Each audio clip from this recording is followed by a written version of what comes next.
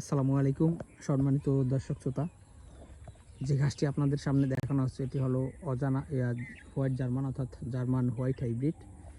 এই ঘাসটি মূলত একটু চিকন টাইপের হয়ে থাকে, বিশেষ করে অজানা হাইব্রিড ঘাসটা প্রচুর পরিমাণে মোটা হয়, আর এই হোয়াইট জার্মান ঘাসটা কিছুটা চিকন হয়। তো দর্শক, অজানা এবং জার্মান দুইটা ঘাসই কিন্তু পানিতে হয়, অর্থাৎ পানির ঘাস এগুলো। বর্তমানে আপনাদেরকে যে ঘাসটি দেখানো হচ্ছে এটি হলো অজানা জার্মান হোয়াইট হাইব্রিড, এবং এর পাশেই যে ঘাসটি রয়েছে এই যে এটা হলো অজানা হাইব্রিড। অজানা হাইব্রিড ঘাসটা মূলত মোটা বেশি হয়, এবং এটা মূলত গরু মহিষের জন্য বেস্ট হয়ে থাকে, অর্থাৎ গরু মহিষ এই ঘাসটা বেশি পছন্দ করে বা বেশি খায়। আর এই ঘাসটা ছাগল একটু তুলনামূলক কম খায়, ছাগল খায় না সেটা বলছি না, তবে কম খায়।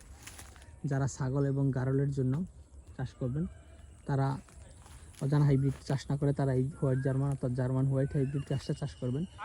এই জার্মান হোয়াইট ঘাসটা মূলত চিকন নরম, যার কারণে এটা ছাগল অজানা ঘাসের থেকে বেশি খায়। তবে গরু মহিষ যাদের রয়েছে, গরুর খামার যাদের রয়েছে, তারা নিচু জমির ঘাসের ভিতরে এই অজানা ঘাসটাই চাষ করবেন, কারণ আমার কাছে মনে হয় গরুর জন্য অজানাটাই বেস্ট, এবং ছাগলের জন্য এই যে হোয়াইট জার্মান এটাই বেস্ট। দর্শক, দুইটা ঘাসই আমরা রেখেছি, দুইটা ঘাসই আমাদের কাছে রয়েছে। পানির ঘাস অর্থাৎ নিচু জমির ঘাস যদি রোপণ করেন তাহলে এই ঘাসগুলো আপনারা আমাদের কাছ থেকে নিয়ে চাষ করতে পারেন।